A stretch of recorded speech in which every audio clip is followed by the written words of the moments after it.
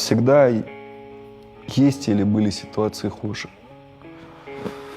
Ну вот я думаю, это нужно больше всего помнить. Во всех плохих ситуациях, что в первую очередь нужно вспомнить, что всегда могло быть хуже. Если уже прошло, если уже прошла что-то плохое произошло, то нужно сесть, собраться и понять, зарубить себе на носу, что могло быть и хуже, а может и было уже. Здесь я рос, делал то, что умел делать либо. Я просто совру, сказав, что здесь был выбор. У меня была мечта и было не до их ебаных игр. Я всего лишь хотел воплотить ее.